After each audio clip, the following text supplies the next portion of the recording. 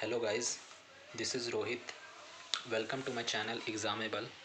तो जैसा कि अब आप लोग जान रहे हैं कि आरबीआई असिस्टेंट का नोटिफिकेशन आ चुका है, साथ ही साथ स्टेट वाइज वैकेंसी भी आ चुकी है और एग्ज़ाम बहुत ही जल्द है, बहुत ही जल्द 26 मार्च को एग्ज़ाम है प्री लेवल। और जैसा कि आप जान रहे हैं कि इसमें बहुत ही हाई कंपटीशन जाने वाला है और हर हर साल की तरह इसमें कंपटीशन एकदम बहुत ही हाई होने वाला है। तो आप उम्मीद करके तो रखिए कि आप हर सिचुएशन के लिए रेडी रहिए कि पेपर अगर हार्ड आता है तो उसके लिए भी रेडी रहिए, अगर पेपर इजी आता है तो कट ऑफ हाई आने के लिए भी आप रेडी रहिए। तो जैसा कि आप लोग भी तैयारी कर रहे होंगे आरबीआई असिस्टेंट का, और मैं भी आप लोग को डेली टू डू लिस्ट दे रहा हूँ उस डेली मॉर्निंग में। तो आज मैं भी एक पहला सेक्शनल मॉक में दे रहा था कि इंग्लिश के लिए मुझे सेक्शनल मॉक देना है, क्योंकि देखिए आरबीआई असिस्टेंट में मैथ्स आप पे काम कर सकते हो, रीजनिंग पे आप काम कर लोगे, लेकिन जो सबसे गेम चेंजिंग पॉइंट है अकॉर्डिंग टू मी और मोस्टली आप लोग के लिए भी, जो सबसे बड़ा गेम चेंजिंग है, क्योंकि एक्यूरेसी जिसमें मेंटेन करना बहुत ही मुश्किल है, नामुमकिन तो नहीं है लेकिन बहुत ही मुश्किल जैसा है, वो सब्जेक्ट है इंग्लिश।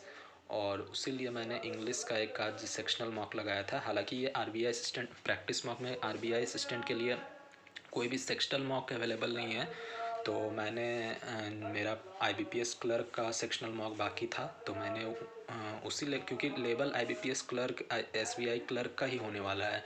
हालांकि मुझे तो ऐसा उम्मीद लग रहा है कि शायद एसबीआई क्लर्क जैसा इस बार पेपर हो, क्योंकि कट ऑफ जैसे लास्ट ईयर 96 97 चला गया था। तो इस कंपटीशन जैसा लेवल बढ़ रहा है, जैसा कि आप लोग ने आईबीपीएस पीओ भी देखा होगा, तो उस हिसाब से अगर गया तब तो कट ऑफ 100 को टच कर जाएगा, क्योंकि अगर लास्ट ईयर जैसा पेपर रहा तो आई गेस। लेकिन आपको हर सिचुएशन के लिए तैयार रहना है, तो इसीलिए मैंने मेरा आईबीपीएस क्लर्क का पेपर खाली था, सेक्शनल मॉक मेरा बचा हुआ था, तो मैंने आज फुल मॉक मुझे देने का मूड नहीं था, तो मैं सेक्शनल मॉक दिया हूँ। तो इसमें देखिए मेरे अटेम्प्ट्स और मेरे मार्क्स।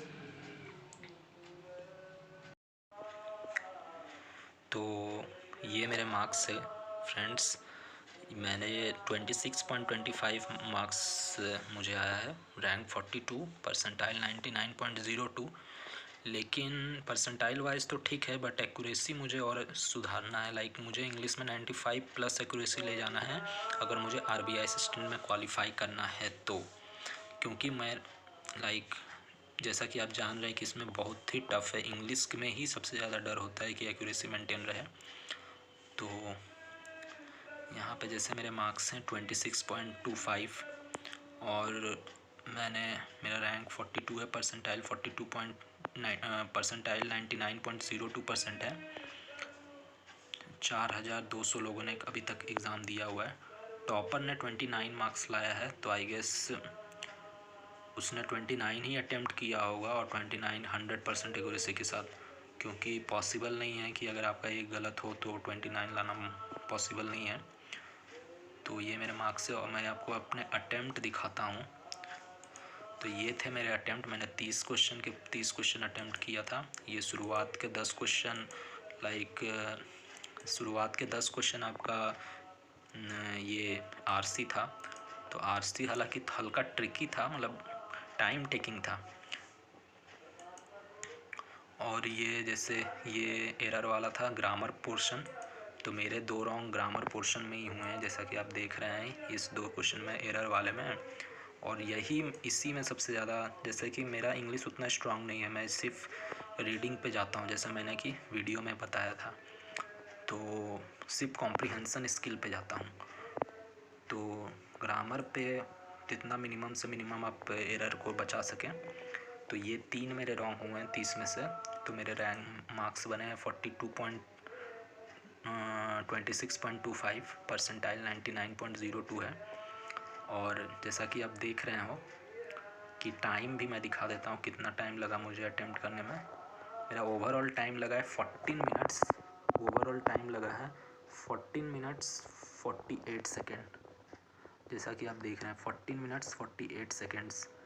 और टॉपर ने भी उतना ही लगाया था, टॉपर का भी आप टाइम देख रहे हो कि 14 मिनट्स 49 सेकेंड।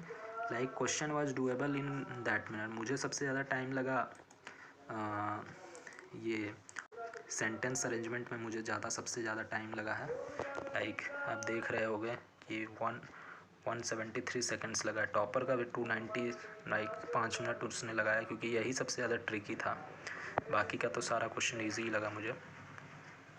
तो आपको होप आप भी प्रैक्टिस कीजिए, और मैं कोशिश करूँगा। मैं इसे स्क्रीन रिकॉर्ड करना चाहता था, बट मैं अभी न्यू हूँ इस पे यूट्यूब पे, तो लाइक मुझे अभी उतना आइडिया नहीं है।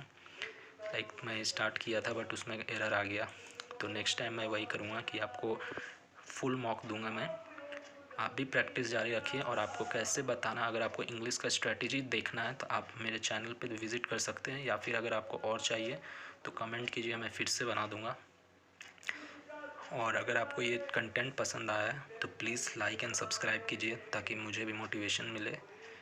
और ऐसा नहीं कि मैं कोई जस्ट फॉर फ्री टाइम करता हूँ। तो थैंक यू।